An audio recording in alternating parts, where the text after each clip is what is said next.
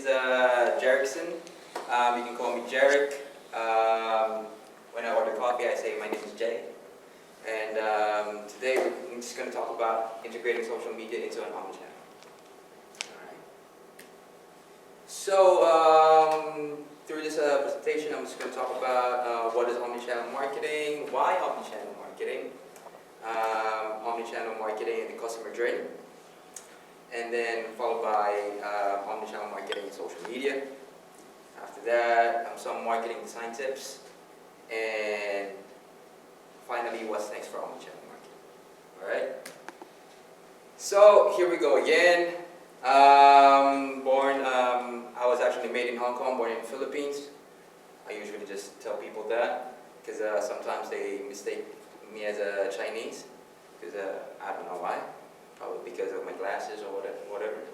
I'm a marketing specialist for AECC Global. AECC Global is a education migration agency, so we help international students get into Australian universities here in Australia, Canadian universities in Canada, and American universities in the USA. Yeah, as I put it there, I'm also an aspiring entrepreneur. We'll get there when we get there. So, what is omnichannel marketing? Have you guys heard of it? Of course. It's been a trendy word since, what, 2015, 2014? So, what is omnichannel marketing? Omnichannel marketing is creating a seamless experience across all channels. Like Andrew said, what our customers actually want is, the experience when interacting with your company, with your brand, right? And that is why it's important. They want to feel, our customers want to feel brands that they actually care about their customers more than ever. Now, according to G2 Crowd, companies that actually practice omnichannel marketing have an 8% increase in their net promoter score versus 1% for people who just use single one. As for customer loyalty, people who use omnichannel marketing, they have 43%, as opposed to 38% for single channel users. I don't know, but that's a pretty good reason to actually be invested in omnichannel marketing. So, is omnichannel marketing the same as multi-channel marketing? Any response? Yes, no, maybe? Maybe. There we go. Actually, it is not. G2 Crowd actually has this kick-ass diagram that they actually made. So multi-channel marketing is customers are connected in a straight line between each channel. There's no, let's say, seamless type of experience for customers. So when you see an email marketing, say, go buy our stuff, right? When you see a social post, go buy our stuff. When you search Google, you'll see a Google ad. Like, we have 43% or 20% sale right now. Go buy our stuff, right? So that is multi-channel marketing. As for omnichannel marketing, customers actually experience the same channel more than once on the journey. Now, what does that mean? That means that, let's say they see a social ad, right? And then they go to your website. And in your website, you'll probably have what? You say, these are the other promotions that we actually have.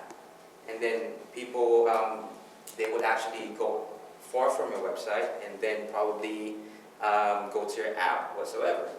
And throughout the journey, multiple channels would actually be presented in front of the customers. Now let's go back to omnichannel and the customer journey. Has anyone actually experienced any omnichannel marketing in the last year or so? Or Andrew? Yeah. Would you be able to tell us that experience? I've run it for most of my clients, which is annoying. No, look, it's a positive step in the, I suppose, the way that consumers are being spoken to. just purely because of the fact that you can engage them with different narrative over time. It doesn't necessarily have to be sales focused. So being able to experience the same channel more than once, but get different pieces of information as you go, is a real step forward. Absolutely, and actually 64% of consumers are actually willing to pay more for a simple experience, right? Now, as an example of what an omnichannel marketing, let's say for traveling, say you book in your flight for Disneyland, so to speak. So you go to, let's say, LA, and then you use contests, right? So you go to the contest website, and then what they do after that, when you book your flight, they send you an email confirmation or an SMS confirmation, right? And then on the day of your flight, they send a reminder. So that is already what? Two channels already, and through that SMS that you receive, you can actually check in already, right? And with that, if you have the contest app, you can actually view your boarding pass over there. And if you're using an Apple device or an iPhone, you can save it in your wallet.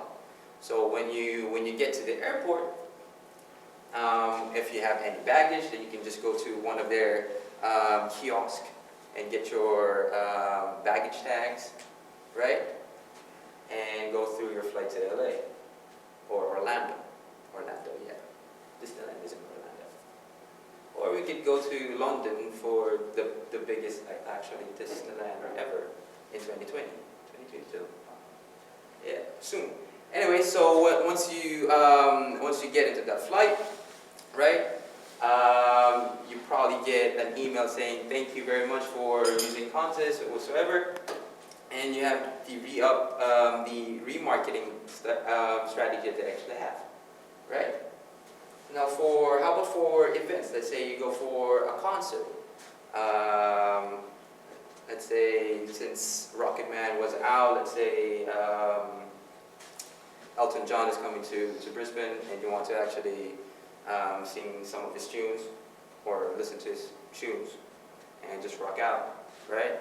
So you go to a website, you see, you check out what time the concerts are, and then you book it, and then you receive an SMS or an email, and then you go back to, let's say, social media, and you see an ad just saying reminding you to how about you invite your friends?